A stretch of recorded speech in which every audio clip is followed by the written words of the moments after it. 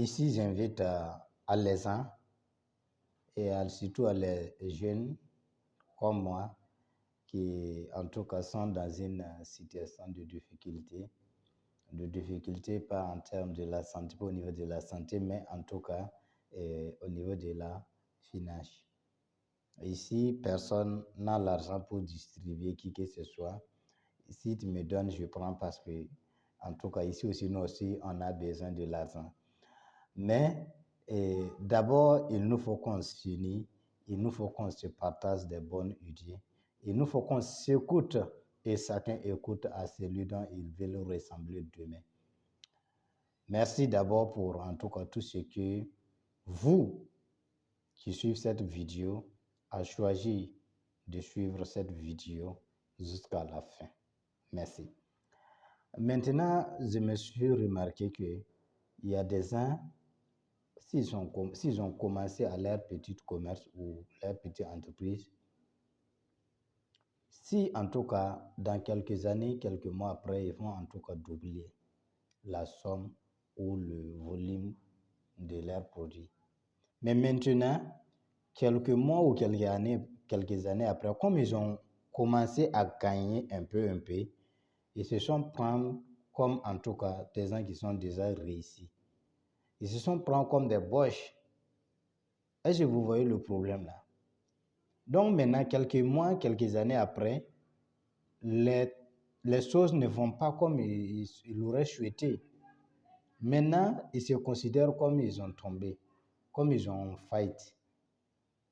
Tout en oubliant que le produit qui sont toujours dans leur magasin, ça dépasse le produit dont ils ont commencé avec leur commerce là. Je vais répéter à ce niveau.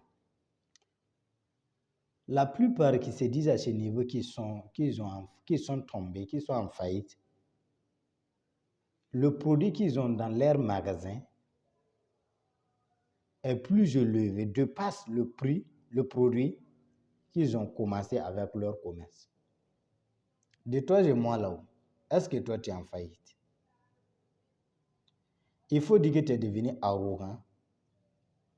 Tu es devenu, comme tu avais commencé à gagner, tu as dit que en tout cas, toi, tu n'es plus la personne qui mérite la faillite. Tu n'es plus la personne qui mérite les critiques des uns. Voilà pourquoi tu te considères comme tu es en faillite. Sinon, tu n'es pas en faillite. Voici la leçon que je vais te donner. Là où tu avais commencé, les gens te connaissent très bien là-bas. Comme tu es arrogant là-bas, tu ne peux plus retourner là-bas pour revendre tes produits.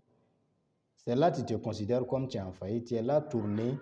D'ailleurs même, tu as honte de parler, d'exprimer au niveau de votre communauté ou dans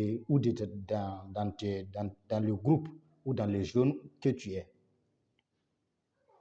Le pire même, il y a d'autres, ils ont peur même de rejoindre ou une honte même de retourner de rejoindre leur famille. Je vais te dire quelque chose, hein. Tu n'es pas un arbre, tu es un être humain. C'est un arbre qui meurt là où il est poussé, même si ça ne lui plaît pas. J'ai appris ça chez un coach burkinabé. Donc je le remercie beaucoup, je l'aime beaucoup, donc je ne vais pas mentionner son nom ici, je l'aime. Donc tu n'es pas un arbre qui meurt là où il est poussé, même si ça ne lui plaît pas. Si l'endroit que tu es, en te considérant que tu es tombé, tu vois que tu n'as plus la possibilité là-bas, il n'y a pas une stratégie à mettre en place là-bas, il faut chercher une autre région dans votre pays, il faut chercher une autre localité dans ton pays, tu déménages avec tes produits restants, tu vas le recommencer là-bas, tout en ayant une bonne foi et une bonne considération à toi-même. Confiance à toi. Je t'assure, 2 à 3 mois ou quelques années, tu vas repasser ici, mais remercie beaucoup. Merci beaucoup, c'était vous avec Daouda Ganame. En tout cas, laissez notre âme nous guider, car notre âme connaît très bien notre chemin. Merci beaucoup.